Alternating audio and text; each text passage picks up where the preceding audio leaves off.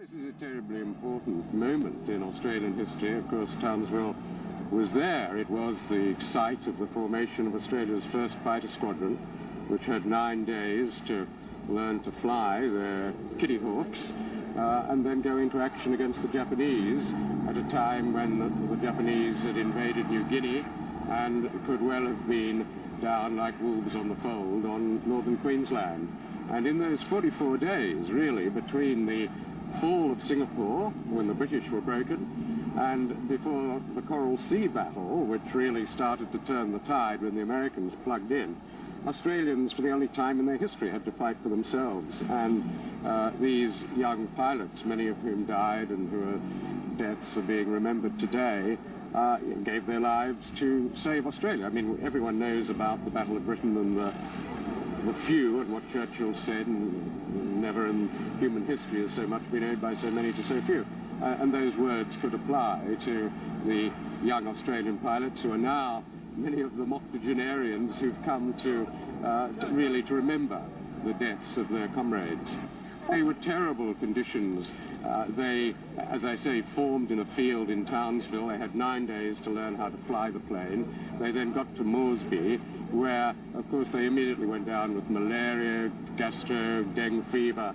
They were, going to the toilet in their flying boot, 20,000 feet up, about to hit the Japanese Zeros, who were a much more manoeuvrable and dangerous aircraft. So these guys who came through, and there are 25 old pilots here today, really are Australian war heroes of the very first order. And in a way, I remember Anzac Day, which was a colossal defeat, but this was the first great victory when these kids from 75 Squadron took on the war-seasoned Japanese Air Force and beat them. They shot down far more than they lost, and they held them until the Coral Sea and until the Battle of Midway, and then they started to turn the tide when they beat them at Milne Bay, and then they chased them up the islands. So this squadron really is not just there holding the fort at this crucial moment in Australian history. It's also winning victories and defeating a very mighty aggressor.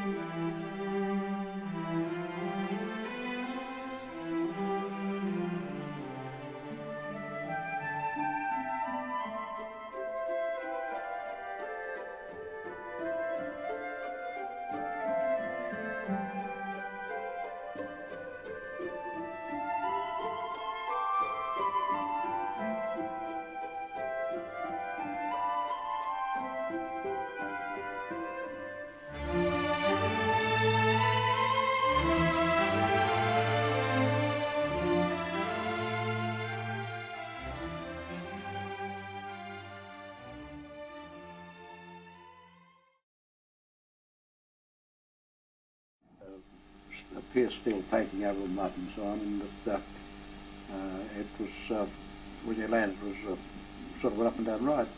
And it was carved out in a coconut plantation, so if you went off the runway, which you did, you ran into a coconut tree, which didn't do the aircraft much good. I also said earlier on that about Spitfires wouldn't have worked up there very well. And two reasons why. First of all, they're too fragile for the conditions that we had. And not only that, they didn't have the range and endurance. They were built as an up and down interceptor. Whereas the Kitty Hawks we had were far more versatile, and we had a lot longer range. We could go out a lot further.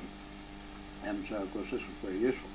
But we were raided quite a few times by the Japanese who came over from Rabaul, and they sent over dive bombers called Vals and escorted by Zeros. And we had quite a few fights and lost quite a few blokes and shot down quite a few. But one of the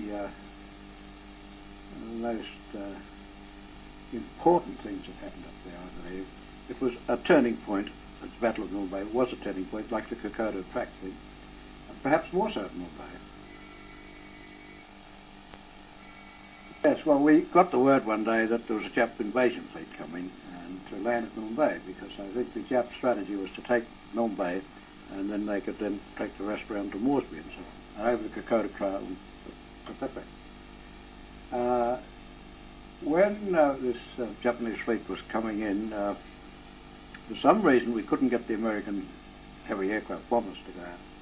And so we were given the job in single-seat Kitty Hawks to go out and attack the fleet, and which we weren't designed for. I mean, we were fighter aircraft. But anyway, we could carry, I think, 2 500-pound bombs. And we went out, and I'll never forget it, because it was a typical New Guinea day, low cloud, pouring with rain, and we weaved our way out through the rain, and we sighted this fleet, and it was terrifying for me because it was escorted by Japanese ships, I think, the destroyers, may have been a cruiser or two, and some flagship gunships. And our briefing was, forget the naval ships, go for the troop ships, knock off the troops before they landed. And anyway, we went out there, we tried our best. I'll never forget it, because I'm not a very good dive bomber, and I selected a Jap troop ship, came out of very low clouds, and the Japanese were firing everything at us. The flak was quite enormous. Anyway, so I didn't stay too long. I aimed at this troop ship, dropped them the bombs, and got back up in the clouds where it was fairly safe.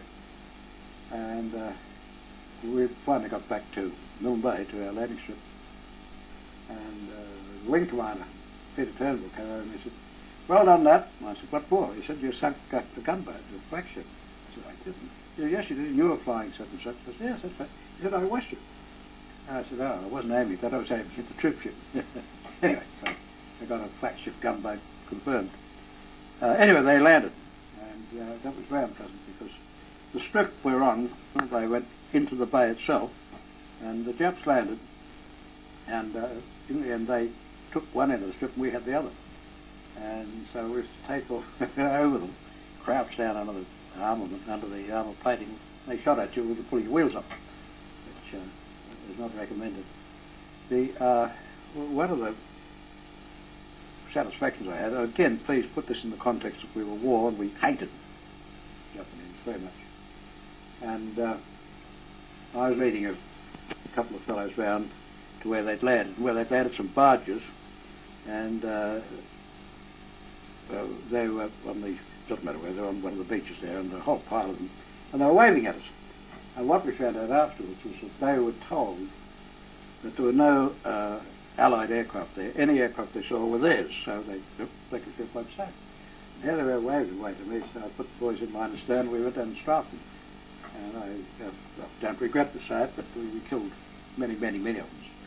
It's rather an amazing sight when you hit fellows with, we had six, in the Kitty Hawk had .5s. I think we had 6 guns. And when you hit people, you can see that they just like little rag dolls jumping up in the air. I wasn't upset at all, I was delighted, but you know, to tell the story after people say, "How did you kill so many people?" Well, that was that. Did you get instructions to do that, or was that? Oh, yes, was that? Yeah, well, our main job there, we were still doing air defence when the Japs came over, but there weren't so many aircraft coming over now. Now they'd landed, the Army were really engaging them in a big way, and our main job then was strafing. And this is well documented. That one of the reasons we won the war, the Army won the war, was because of our strafing. The Japs making them keep their heads down. But it was a difficult strafing target there because it was thick canopy jungle, absolutely thick. And on one side was these very high mountains, I don't know how high they went up, certainly went up in the clouds. So it was only a narrow strip between the sea and the mountains. And this thick jungle, the Japs were advancing towards us, or towards the Army. And we couldn't see anything when we stopped. So what we were told to do was the Army would fire up through the canopy a red, I can't remember the colours of them, sorry, say a green Very, so that's our front line, and then a number of whites, very, very lights, for every 100 yards in front of the green to strap. Well, the problem with that was you were doing a couple of 100 miles an hour, you know, round and round and round in low cloud, or dodging the cloud and watching the mountain on that side and so on. But when the green came up, you'd see it, but how the devil could you pinpoint exactly where it was in the canopy? And then the jungle from the top just sank. So you tried very hard, so to make sure that you weren't starting your own fellows, you went well past it. And we couldn't see them, couldn't see the Japs, but we knew they were there, and so we just strafed and came back and landed. We were only airborne about 10 minutes. We were back and landed and had a quick pee, got back in the aeroplane and did it again. And we strafed, and in the end the Army won. But you'd have to know a bit about ballistics to realise how many grounds we fired. For example, in the ammunition was so organised in the aircraft that we had tracer, which is a light sort of thing, right? At the end, at the end of the belt, and that was to tell you you're running out of ammunition, so you might as well go home. It wasn't there to help you target. But what it showed us was how we were wearing the rifling in the thing, because the tracer was coming out in great big spirals like that, so as a rude word was, you couldn't hit a bull in the bum with a shovel with it. It was so pretty useless. And anyway, you go back and land, rearm and do it again. That perhaps was the turning point as far as the Army were concerned. They went and they had hand-to-hand fighting just up the strip from us. We had to move our tent because we were fighting, the Japs were infiltrating around us. I'll never forget it because we were half malaria and not feeling very well, and I think there was 4 of us in a tent. No food worth talking about at all. It just rained all day, every day. It just never stopped up in Mumbai. We wrote some very rude songs about Mumbai. Got to get up in the morning, around about 3:45, down to the end of the runway and pour on the L4 bore. Now, send her down, Huey, send her down. Huey is the god who makes it rain. And if it rained too hard, we couldn't fly. And, one day I'll see it all, but lots of us, I don't relate now. Most of them were rude about airborne, about our senior officers and so on. In fact, this fellow who died the other day, there was writing a paper about him, Bulgari. He was our senior officer up there. Spitfires, we didn't love the Kitty Hawk when we first started flying, but in the end, up in places like Mumbai and so on, we got to be very fond of it because, for many reasons. First of all, it could go a lot further than the Spitfire could. Secondly, it was far more robust.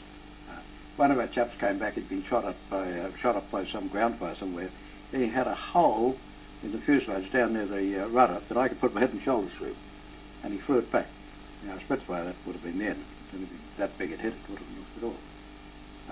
The Kitty Hawk had some failings that you could turn into successes.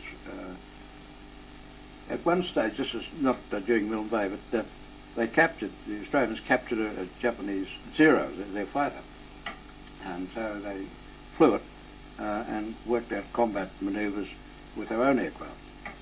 And one of the things we found out that was if you could get above the Japanese fighters and trade off your height for speed, you could peck. You could come down, peck, climb up again and so on. But whatever you do, don't mix it with them because they'd turn inside you in a couple of turns and knock you off. The Kitty Hawk had not a vice, but a strange thing that in a dive at a very high speed, it wanted to roll one way and yaw the other, which aeroplanes shouldn't do, and it's very uncomfortable in the cockpit. But we found out that if you were bounced by a Jap and you dived full bore, got up over the speed where these things happen, take your hands and feet off. The aeroplane did manoeuvres that nobody could ever shoot down because it was rolling one way and yawing the other. It would be impossible to shoot. It was difficult in the cockpit to find your way around. You start at the bottom, work your way up in the stick and so on. I never had to do that, to be honest. What else? I don't know. We shot down quite a few. I had the unpleasant time. We didn't fly every mission ourselves. We took it in turns, of course, like everybody else. And when you weren't flying, you went in one of the gun pits with the army, the anti-aircraft people, because their recognition wasn't very good, and they were just as likely to fire at a Kitty Hawk as they would to Zero. Not deliberately, but and not only that, it was low cloud, so everything was going very fast. Is that why? An aeroplane was an aeroplane to them. And it all used to happen so very quickly. And I was in this gun pit at the end of the strip, and Zeros were coming in and dive bombers and so on. And I saw one of our Kitty Hawks running with a Jap right up its backside, and I saw him very low, well below 1,000 feet, and the Jap shot this fellow, shot the aircraft, and started to catch fire, and Inkster was his name, I remember quite well. And he bailed out, just up there, I watched him, and he bailed out, and his chute was streaming to hit the ground. He was dead, of course. Another couple of seconds and the chute would have filled, but it was just streaming. And that was one I watched. I watched another, I don't think it was the same day, another day I was in the gun pit, and I saw another fellow called Stuart Munro come screaming out of the clouds with 2 Zeros up his backside. And we didn't see him get shot down, but he went over there somewhere, and we heard the gunfire, and they disappeared into the clouds and never saw Stuart again. I don't think we ever found it. The jungle up there was very fierce, and if you went down in it, the canopy just closed up over you. And I think they're still finding aircraft up there now that got lost. Anyway, that was, I don't know how long we were there. I can't remember, we got there now, but I know we got out by Christmas. And at one time when the Japs landed, we were ordered to evacuate and go back to Moresby. And we didn't have enough aircraft for all the pilots, so we do lots to see who'd fly back and who'd walk back. And if you look at the map and think of walking from Milne Bay to Moresby, it's just a long way. And I do the short tour, so I had to walk back, and supposedly. So I took all my possessions, which was my logbook and a rolled razor I had, and my gun, and started to walk off leading a whole bunch of the ground troops, the airmen.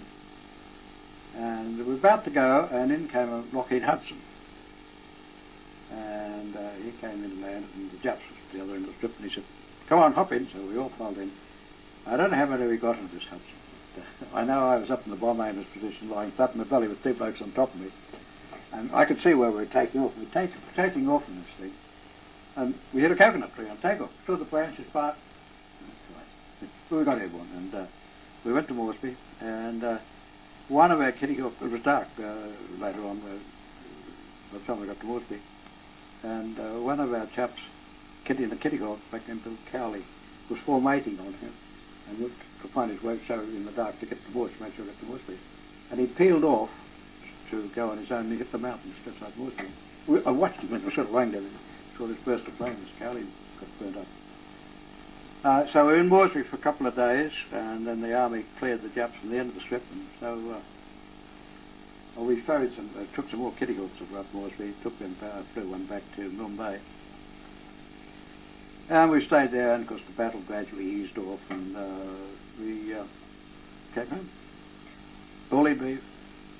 We were lucky. The only time we ever got a cup of tea, for example, was when the Salvation Army vessel came in. They were up there in the front line, and they'd give us a cup of tea and cigarettes, and but the food was dreadful.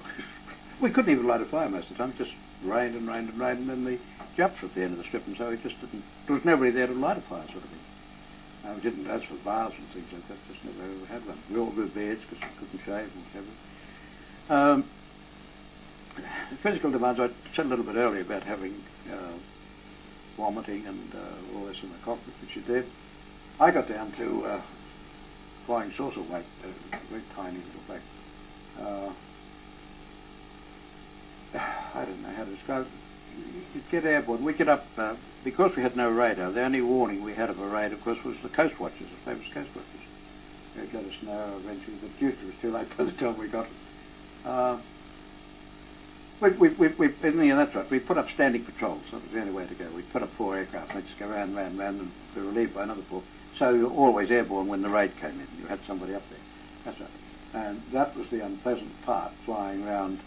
And we had no real controllers like we'd had in UK. We did have them, but we had no radar, so it was more or less word of mouth. Hey, we think they're coming in from that way, that sort of thing, and we think they're at that height.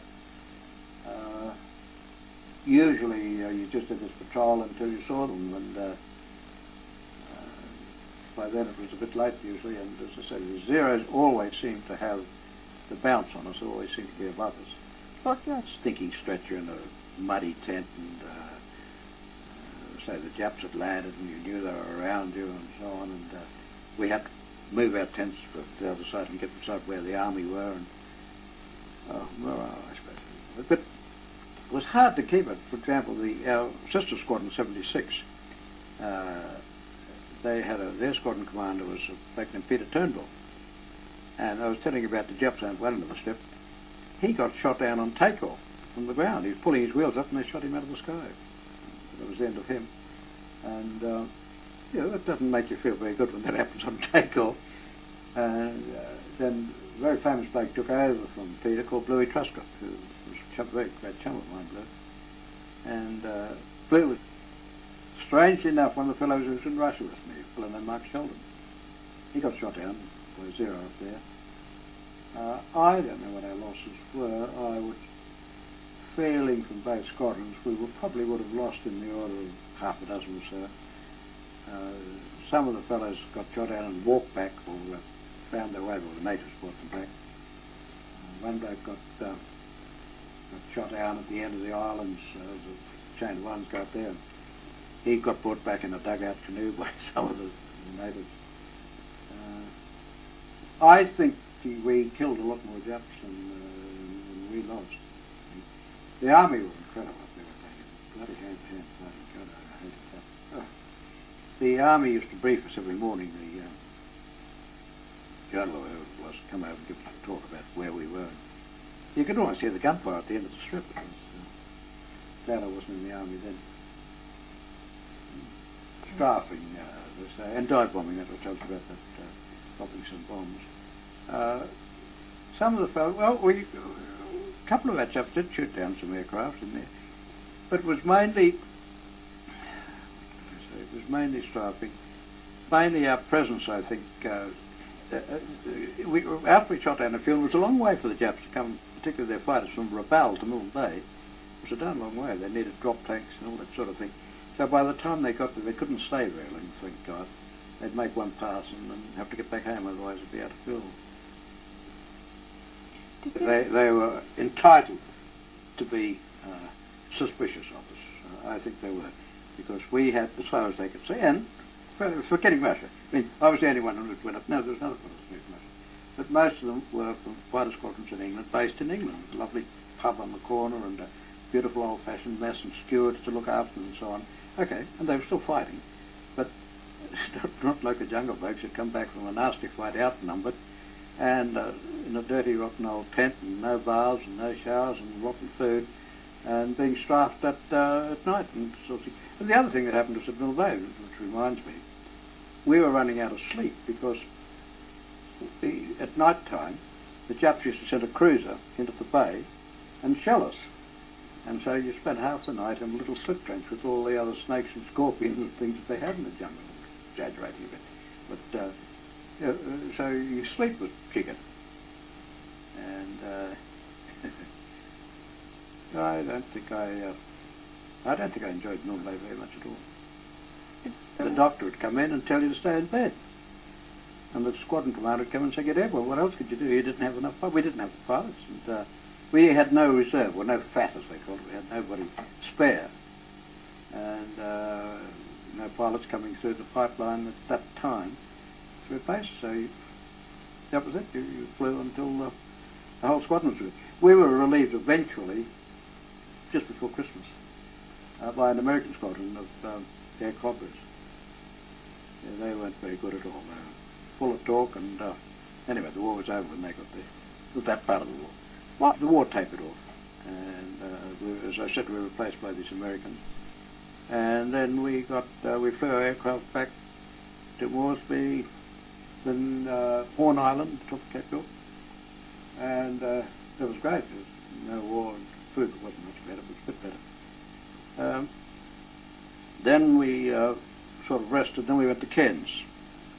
And we had spent Christmas in Cairns, and that was lovely. The interesting aside there, the Catalina flying boats were operating out of Cairns. And it's rather interesting, I don't know if the history's recorded this, but the first bombing of Japanese troops in the Southwest Pacific was from the Catalinas flying over the Solomon Islands, dropping bombs out of Catalina. Anyway, why I mentioned the Catalinas, we formed a very close bond up there. They were the Catalinas, we were the Kitty Hawks, so we called ourselves the Kit Cats. And wrote some very nice songs about that, very clever songs, Kit Cats. And we had a great friendship with the Catalina boys. Couldn't imagine anything more diverse than great big lumbering flying boats and fighter pilots. But we loved each other very dearly. Still do.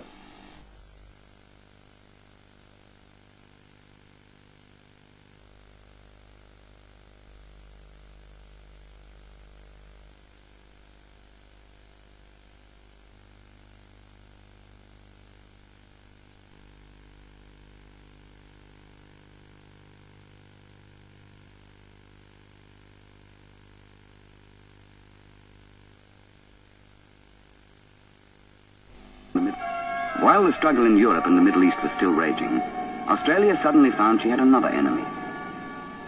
This one right at her doorstep.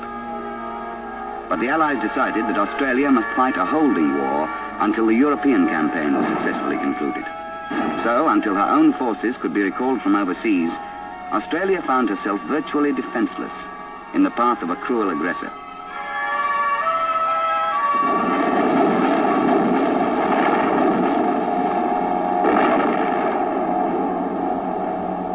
In the early days, the men who flew out into the brave but hopelessly unequal struggle knew they were going to almost certain death. For their outmoded planes, the best that could be mustered, were no match for the fast and maneuverable Japanese fighters.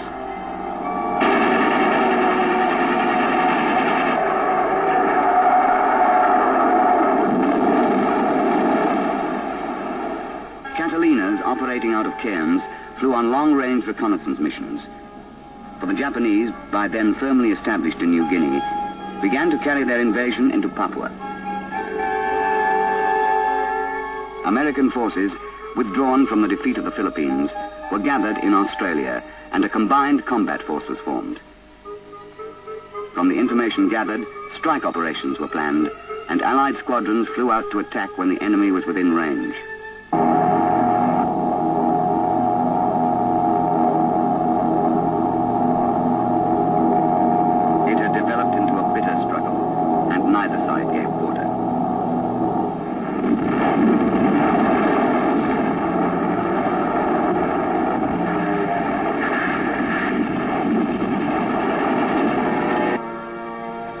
As the Allied forces began to drive the Japanese back, landing parties of RAAF engineers moved in to construct airstrips.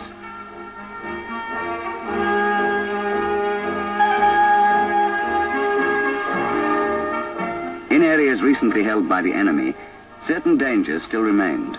A watch had to be kept for a surprise attack, and mines, cunningly planted in the roads up from the beaches, had to be detected and deloused.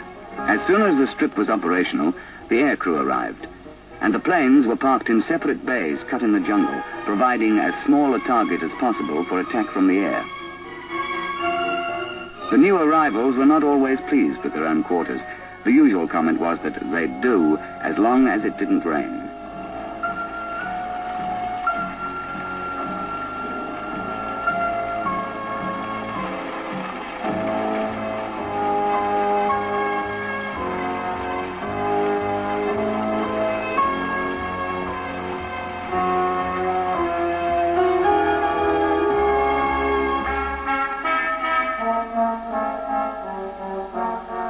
climate that's humid half the time and raining the other half made problems for living. The vehicles were always getting bogged, so the roads had to be coated with a layer of crushed coral.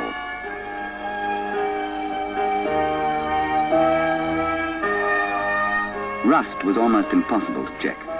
The machines broke down, so that jobs often had to be done by hand. The humidity attacked the wiring of all the electrical apparatus, and the maintenance crews worked non-stop checking and replacing corroded wires.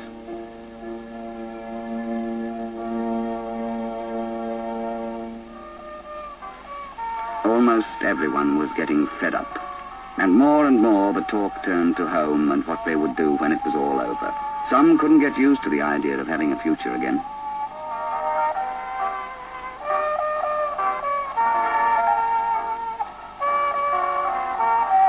The Kitty Hawk's great triumph came in the battle for Milne Bay in New Guinea, where the Japanese attempted an amphibious landing.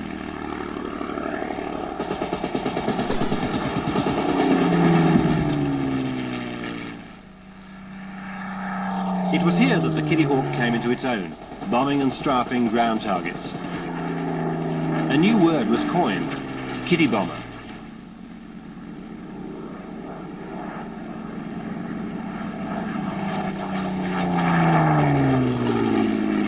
But on the rudimentary airfields of the Southwest Pacific, accidents were frequent, especially on landing or takeoff.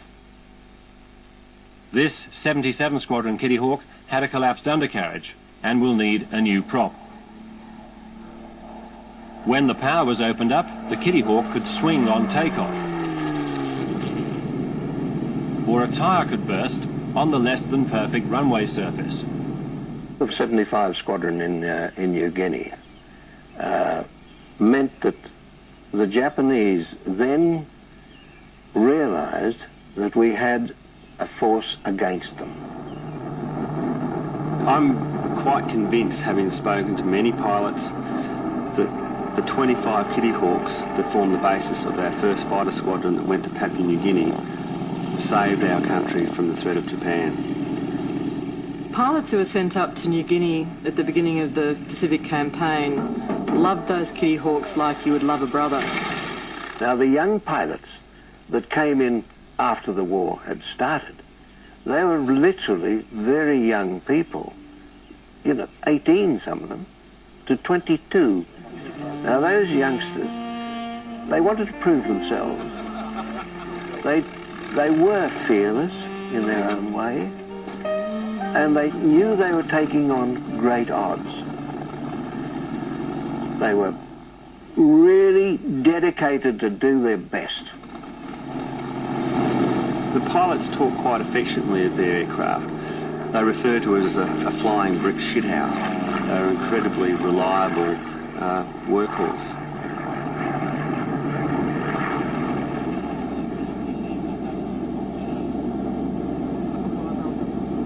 When you came to New Guinea as a new pilot, you were always warned, watch out for the afternoon weather, because it's a sneaking bitch. Those clouds, those puffs of cotton, they rolled and boiled and grew into ominous iron-grey cumulonimbus banks. They moved across the sky until they lodged on top of the 14,000 feet Owen Stanley Mountains. I mean, within minutes, you could find yourself trapped, locked in their clutches, surrounded by a solid wall with every escape route sealed. February the 24th, 1943, three of our aircraft for 6th Squadron were tasked to do a reconnaissance up towards New Britain and across to Bougainville. So I headed up the bay, and the weather was closing in more and more. The squadron knew the situation we were in. All they could say was set course and come in. I did my best, but I couldn't get into the strip, so there's only one avenue left open to me, and that was to ditch the aircraft. And A16245, I've got a great affection for it. I put it down out towards the mouth of the bay, and the aircraft sank within about 3 or 4 minutes, and we were left in the water in our Mae West. And we struck out for shore, which was about 300 or 400 metres away. We were called down because the Japs were riding the bay. The weather in Milne Bay was dreadful, and I think I only saw the tops of the mountains on about 1 or 2 occasions in all the time I was there. So that meant you had this bay with a lid on it, and getting into it was the problem because you couldn't see where it was.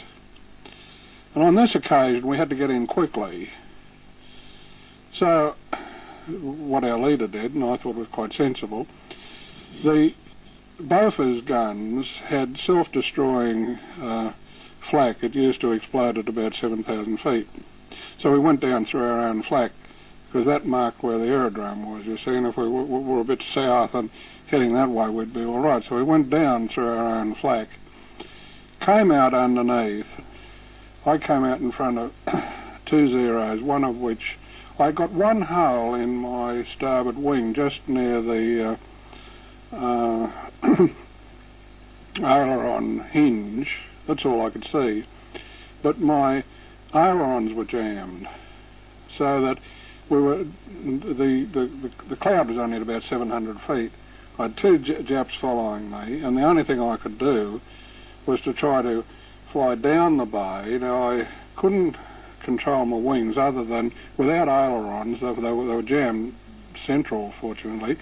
I'd have to use a rudder. You see, if the left wing went down, then you have to speed that wing up to bring it up again. They chased me all the way down the bay. Finally, in desperation, deciding that there was, I'd just about had it, I did what I shouldn't do, and I climbed up into the cloud. One of them came across, cut his other mate off, and then he must have run out of ammunition. And so he came up alongside me just as I went into the cloud. And I had the problem of cloud flying without ailerons. I went out right round Normanby, came back, and there was one area where we were used to going in. There was a little notch and you could get in under the cloud. Just as I was heading for that, 3 Zeros who were finished their raid joined in the tour, you see, and chased me home again. Well, then I had to land it with jammed ailerons on a strip between a lot of coconut trees, and I managed to do that. And the funny thing is, looking at back now, it wasn't a bad bit of flying, but no one took any notice of that, the fact that I managed to get it down in one piece with jammed ailerons. But that night, I really had the shakes, and Alan Wetters, whom I used to share a tent with, thought it was a great joke. He laughed mightily. You can ask him what sort of a state I was in. So even then, you see, the reaction only came after the realisation that, in fact, if you got knocked down in that sort of thing, you'd never know. You are doing something while you've got something to do, while there's something you can think out and nut out. Or I had more trouble with the aeroplane. Alan Wetters was very old when he arrived in New Guinea to face the Japanese in 1942. He was at the ripe old age of 28, and his fellow pilots called him Pop. Now in his 80s, he really is a grandfather. The limited number of Kitty Hawk aircraft that the RAAF had in New Guinea meant that the pilots and the ground crew would have to scavenge and salvage wrecked planes just to keep the existing ones running. Alan Wetters was renowned for his ability to get a limping plane back home. And he had one particular story about a lost plane that captured all our imaginations. I took off from Milne Bay on a mission to strafe some landing barges the Japs were trying to bring up into the bay. The light was bad, and then the weather closed in so much that I couldn't get back to base. I could see a jetty, so I decided to ditch it into the water.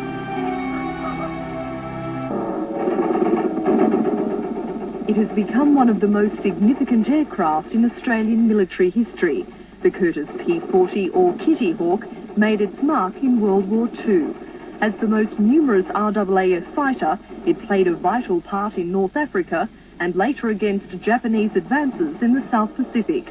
Perhaps its greatest role, the Battle of Milne Bay in Papua New Guinea, where the Japanese suffered their first defeat of the war. Now, 50 years on, the Kitty Hawk is being honoured. The last remaining ex-RAAF P-40 has found a home at the Australian War Memorial in Canberra. Polly, as she was named by her wartime pilot Buster Brown, suffered combat damage 7 times at Milne Bay. The Kitty Hawk is a tough aircraft. It takes a lot of punishment. We found that out very quick smart. But each time Polly came back, some say the name had something to do with it. Because that was his good luck charm. That was his Kitty Hawk, and he called it Polly. Because that was my nickname. He called it after me. Polly was also lucky for Wolf Arthur. He led a head-on attack in the Kitty Hawk and was awarded a Distinguished Service Order. So very durable aircraft, very versatile, long range, which was very important. Polly also survived 2 crashes and was stripped of nuts and bolts before being rescued by a private owner and put back together. She's now worth more than $500,000, but to a couple of former airmen, she's always been worth much more. By late 1942, the battle against Japan was looking more hopeful for the Allied forces. The assistance of the USA and their increasingly superior aircraft was starting to take its toll on the Japanese. Australia received an influx of Americans. In those days, no, we didn't think much of the Yanks at all. They're overpaid, oversexed, and over here. The Navy's growing power would be applied to Admiral Nimitz' strategy of leapfrogging island by island towards Rabaul, the key Japanese outpost in New Britain.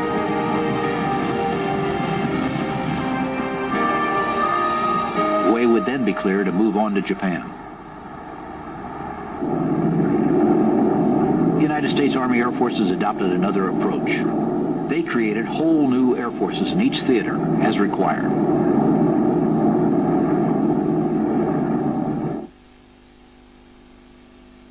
The Bismarck Sea lies between the Admiralty Islands to the north and New Britain and New Guinea to the south.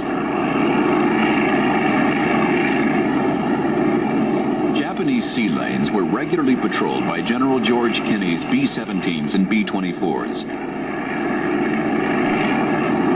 Every flight was a hazard. Planes were overweight from fuel and bombs. They were taking off from short coral runways. It was dreary, dangerous work. They were flying at the limits of their range.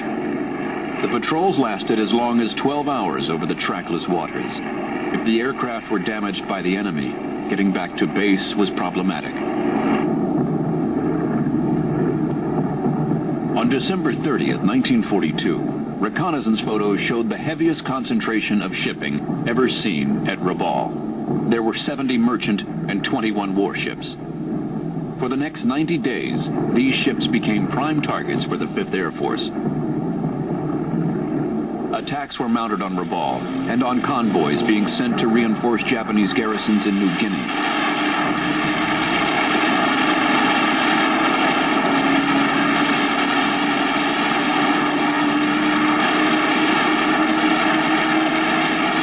The Japanese responded with heavier fighter escorts.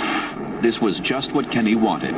His goal was to destroy Japanese air power on the ground and in the air.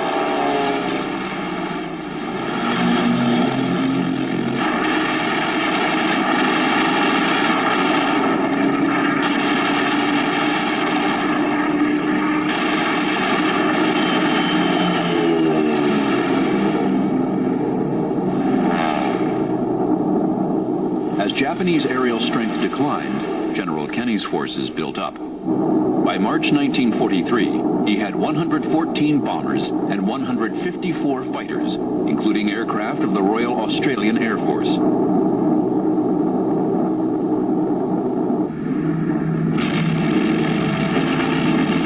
It was a mixed bag. The most promising planes were the new B-25 C-1 Mitchells. They had been modified for strafing with 8 forward-firing 50 caliber machine guns. They could sweep in low over land or water. They could sling a 500-pound bomb with a 5-second delay fuse inside a thin-walled merchant ship and blow its bottom out.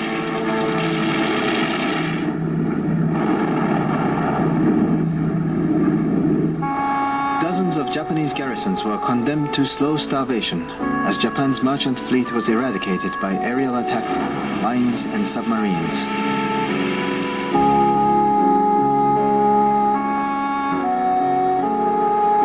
But Japan remained determined to reinforce New Guinea. In early March, the 51st Japanese Infantry Division was sent down the Bismarck Sea in a convoy of 8 destroyers and 7 merchant ships. The weather was bad. The Japanese hoped to make the 5-day journey, hidden from Kenny's forces. The American 5th Air Force had a wide variety of aircraft types, all differing in performance, but they were able to mount a coordinated action on. At his Melbourne headquarters, General MacArthur faced grim facts. Against nearly 3,000 Jap planes, he had barely 500. Against Jap millions, he had 11 poorly equipped divisions. Australians, Americans.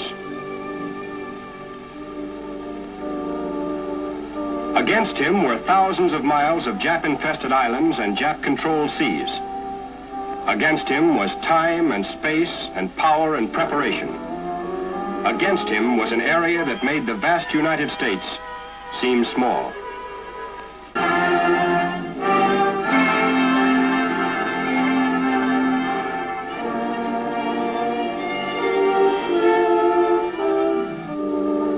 But the Japs were still on the move.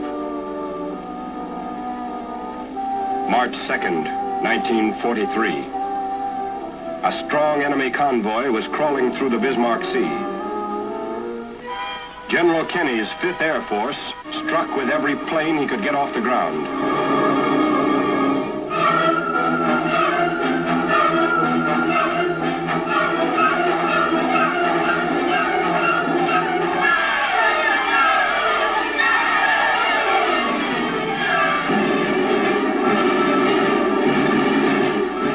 Score, 22 shattered hulks. Every enemy ship. A decisive aerial victory had been gained in a critical hour. The Jap had been stopped. This was the turning point.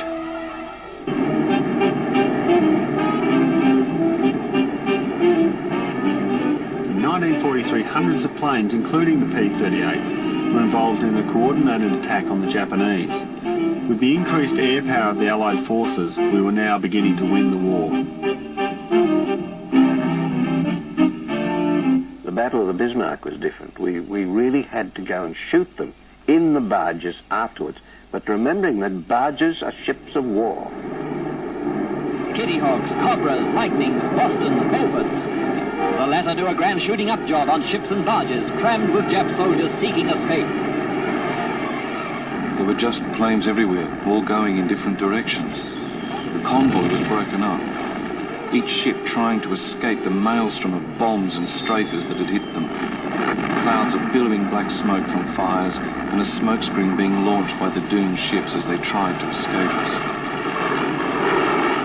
Of the transports and 4 of the destroyers. General MacArthur described it as the decisive aerial engagement in the Pacific theater of the war. General George Kenny and his 5th Air Force had created an aerial blockade. It doomed Japanese troops on New Guinea to fitful resupply by submarines or small barges operating at night.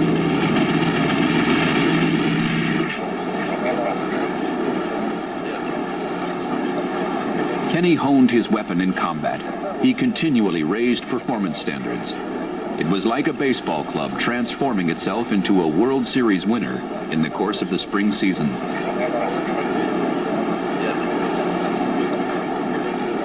Job of fighting back to the Philippines and beyond to Japan required the closest teamwork of sea, land, and air forces.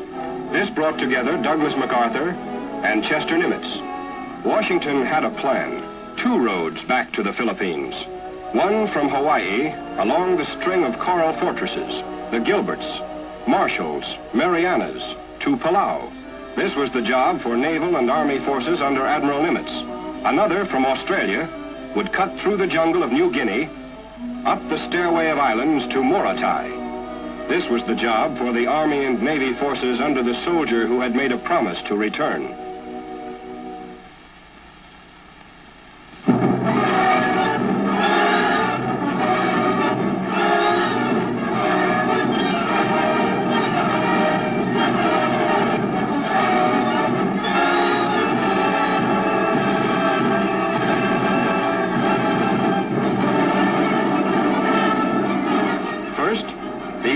Reached ahead.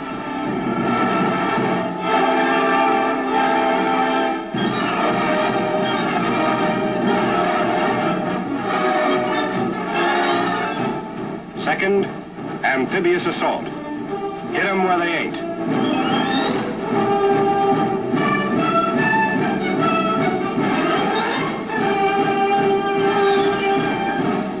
Up from Australia and across jungle-clad New Guinea, we learned amphibious warfare and used the sea lanes for surprise until we had cut off Jap-packed Rabaul and stood on the Admiralties. By now, the Japs were dug in and ready at Wewak. So we surprised Hollandia. Wewak bypassed.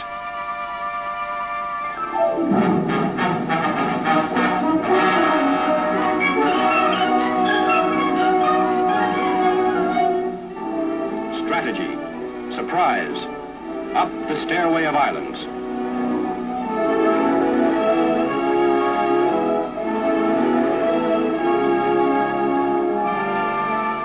Morotai. The GIs of the Southwest Pacific were dug in and ready for the main event. To get here, they had left a lot of Japs behind them. Box score, 152,000 dead, 160,000 bypassed. This total of 312,000 Japs had cost us 13,000 dog tags nailed to white crosses.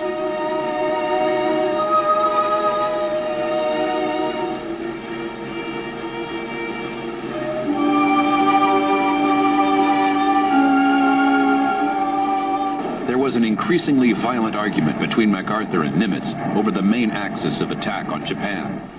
They also argued over who should control the majority of the forces.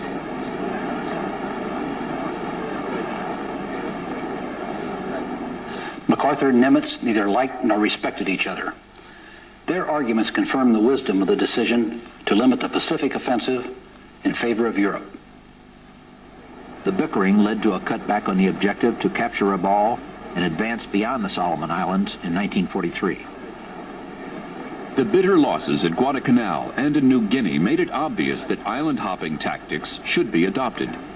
Islands harboring Japanese aviation installations or large troop concentrations would be neutralized by bombing. Then they would be bypassed and left to starve. Frontal assaults were to be avoided whenever possible.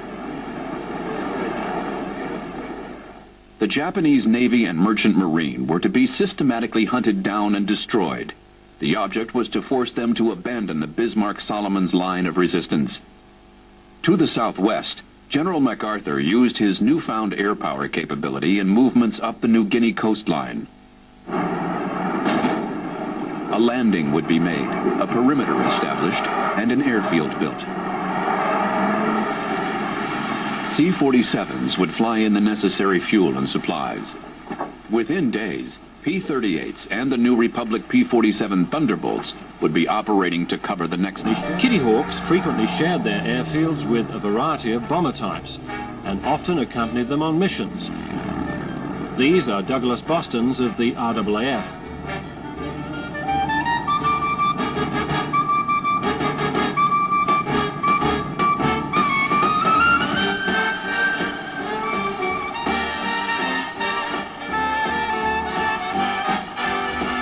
Occasionally they escorted the Americans as well. These are B-25 Mitchells of the US Army Air Corps.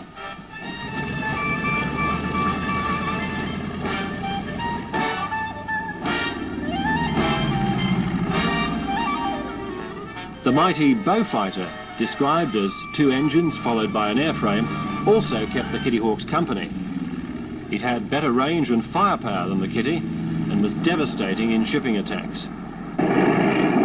Allied forces were still subject to threats from Japanese aircraft at Rabaul and Wewak. Malaria and repeated Allied bombing raids did not rout the Japanese from Rabaul. They were there until the surrender. They withstood attack after attack.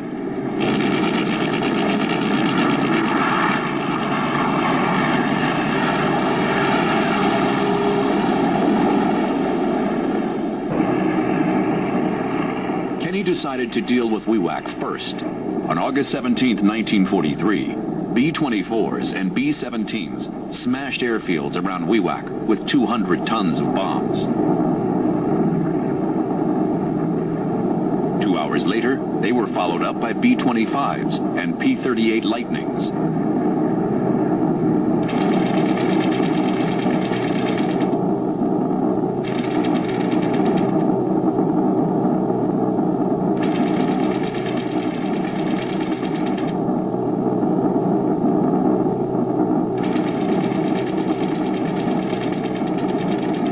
Japanese planes on the ground were decimated.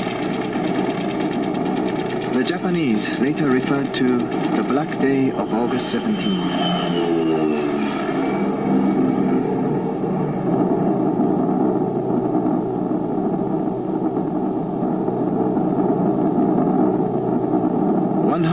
Aircraft and their irreplaceable air and ground crews have been destroyed.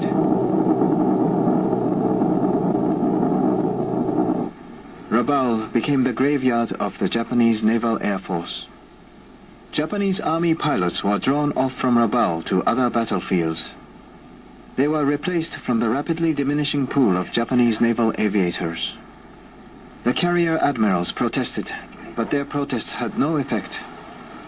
In preparation for the invasion of Bougainville, General Kenny undertook to kill Rabaul with a series of air raids.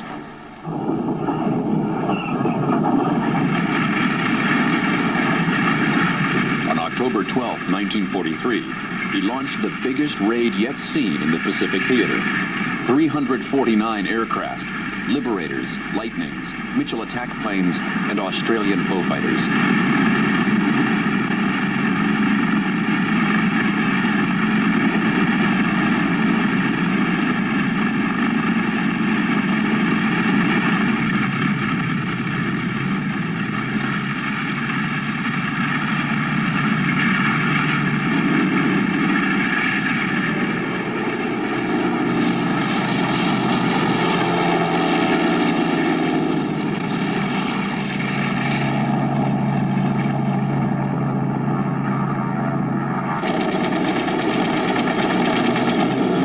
Fields around Rabaul were smashed with strafing and parafrag bombs.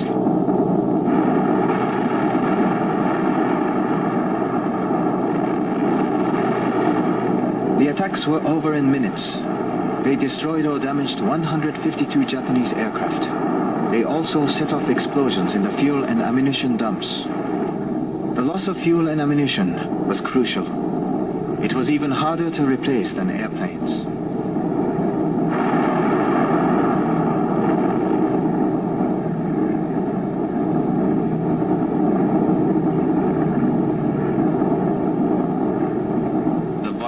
Slowly closed on Bougainville. By October 15th, Major General Nathan Twining, the new air commander in the Solomons, possessed a striking force of 223 aircraft. There were 264 fighters. Among them were the tried and true F-4Fs, Bell P-39s, and Curtiss P-40s.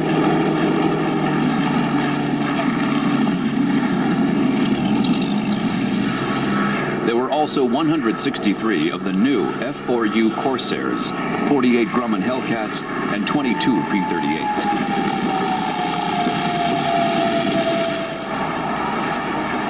All of these new aircraft had superb performance. They dramatically outclassed anything the Japanese had to offer in speed, range, armor, and armament. The gull-winged Corsair was known to the Japanese as the Whispering Death.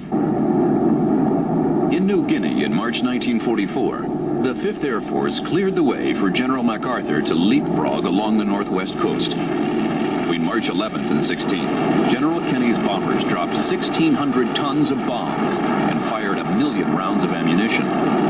The bulk of the Japanese Air Force was left as derelict wrecks. But by late March, the Japanese had scraped together 351 aircraft. They stationed them at 3 air bases near the port of Hollandia. The Americans knew that the Japanese anti-aircraft defenses were heavy. A new strategy was followed. On March 30th, Liberators, escorted by P-38s, plastered the airfield with 120-pound frag cluster bombs and 20-pound fragmentation bombs. Anti-aircraft fire was lighter than expected. No determined attacks came from the Japanese fighters. The attack was repeated the following day with similar results. 209 aircraft were destroyed. The Japanese flew many of their remaining aircraft out of the area, once again conceding air superiority. A three-wave Allied attack on April 3rd destroyed Hollandia as an airbase. Japanese air opposition in New Guinea was now negligible. Japanese ground resistance on New Guinea continued, but at last MacArthur was poised for a return to the Philippines. But once again, there was no Japanese aerial resistance. The incredibly swift manner in which the Americans gobbled up the Gilbert and Marshall Islands unnerved the Japanese. They were left without time to prepare their next line of defense in the Marianas adequately.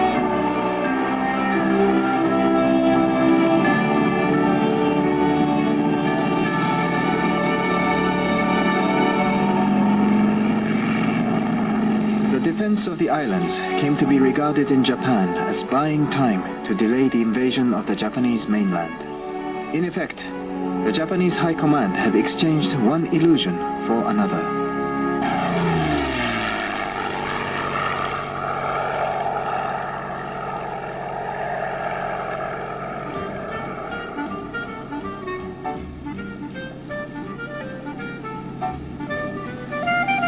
Even 45 years ago, Australian ground crews were used to working on Allison engines in the open air.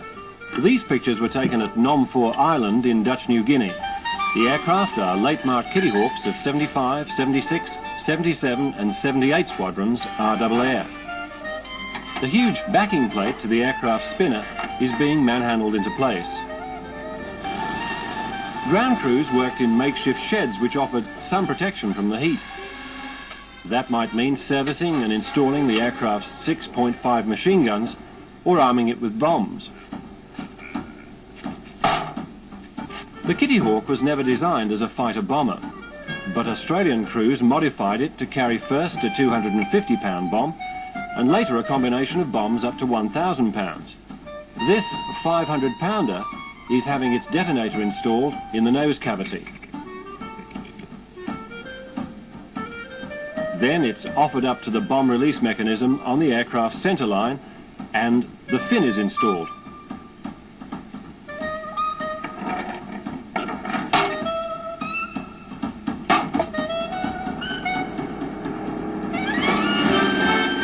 There was no way of aiming the bomb.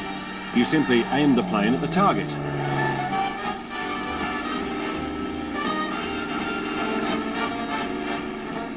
Crude though this was by today's standards, the Kitty bomber did well in the desert and in the southwestern Pacific.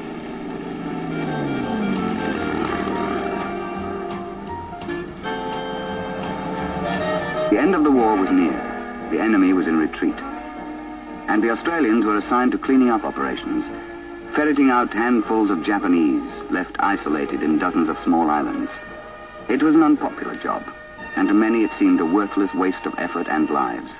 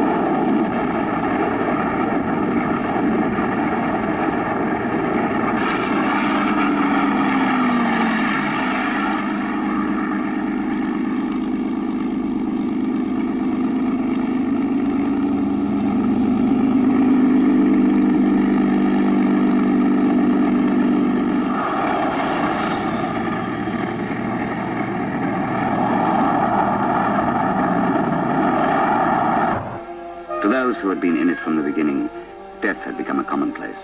They were taught brittle shells of men, as damaged inside as their planes were on the surface.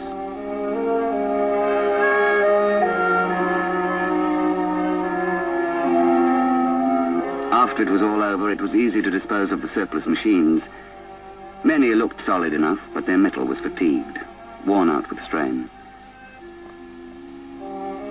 Most were scrapped, but an odd one found its way into a museum. The men who kept the planes in the air and those who flew them suffered the same strain, and many were physically and mentally damaged as a result. Those whose lives didn't end with the war left carrying their wounds with them, locked deep inside. Some carry them still.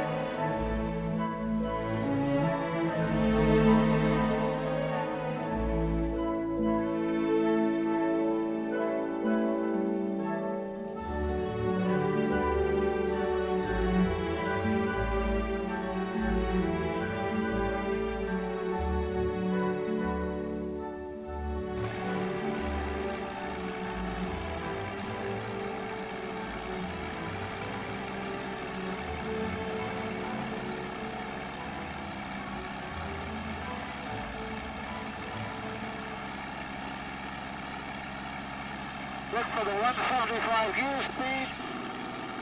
Put the lever in the down position with the little lock pulled out. Press the hydraulic power button. And watch for the hydraulic pressure light.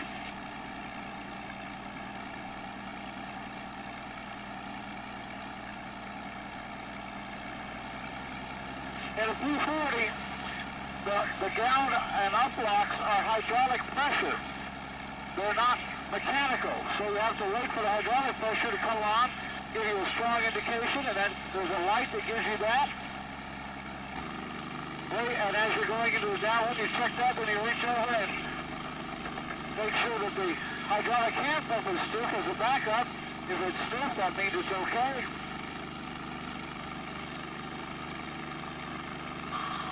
Adjust the elevator trim of this so you have light controls. Check the pattern again. Get down to flap speed, which is 140 miles an hour or below. Reduce power.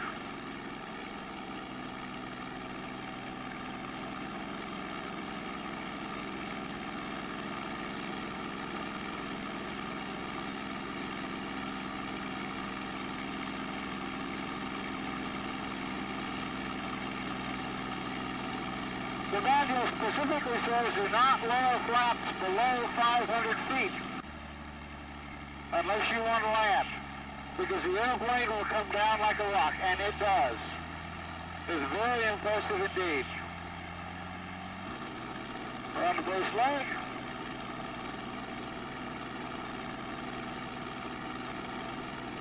Turning on the final. Double check gear. Fuel pump's on, mixture's rich, prop is up. And then once we're committed to landing, I'll give it full flap. About 120. 120 is what we want to carry most of the way down. Then about 110 on short final.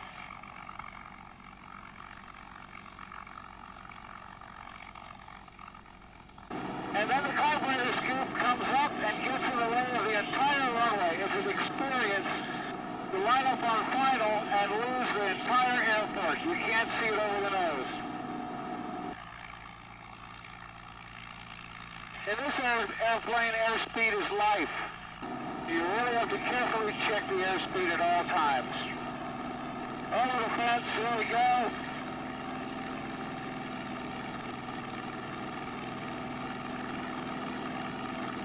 Pull the power off, into the glide. Chennault flare. Flare, keep pulling the, pull the stick back, pull the stick back. Let her roll out. Now all the way out. Rolling, feet are dancing, feet are moving. The key to any tailwheel airplane, but especially the P-40, is to keep your feet moving. And the difference I've often said between a good tailwheel pilot and a bad one is how much his feet are asleep. And we'll roll the canopy back. Get some fresh air, although you really get a lot of exhaust here. Slow down, we'll put the flaps up. There we go, flaps are up. And taxi back before the coolant gets too hot.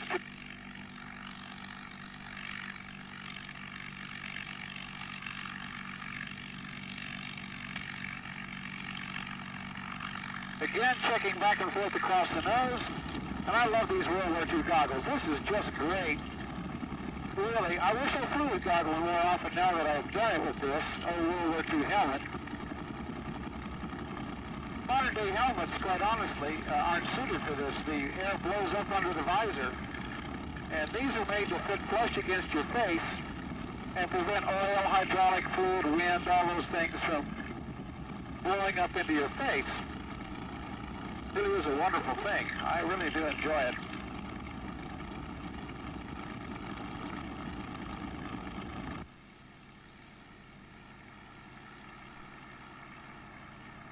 As we taxi back, make sure we get down here pretty quick so we can get the radiator facing the direction of the air, of course. To get more air through the radiator, face her back into the wind, and turn her around. So we can get the radiator facing the direction of the air, of course. To get more air through the radiator.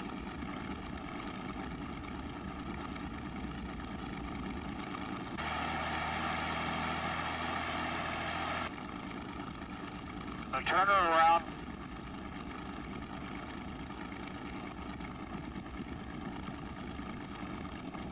Here we go.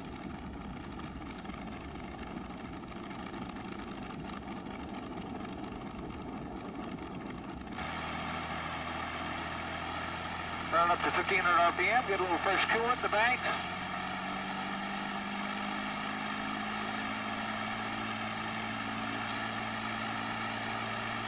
Let the temperature stabilize.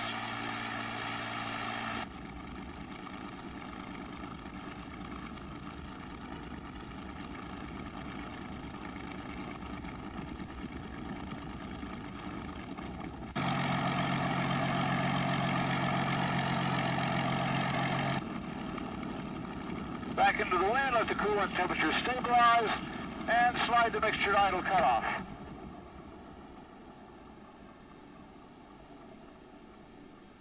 Oh, what a sound.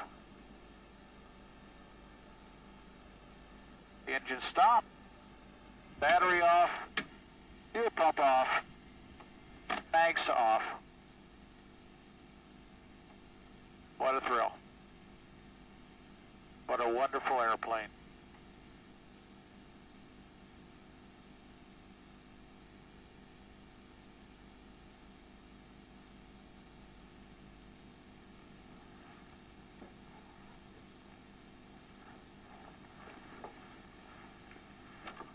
When Army Air Corps pilots transitioned from advanced trainers to fighters, they were usually sent to fly the P-40.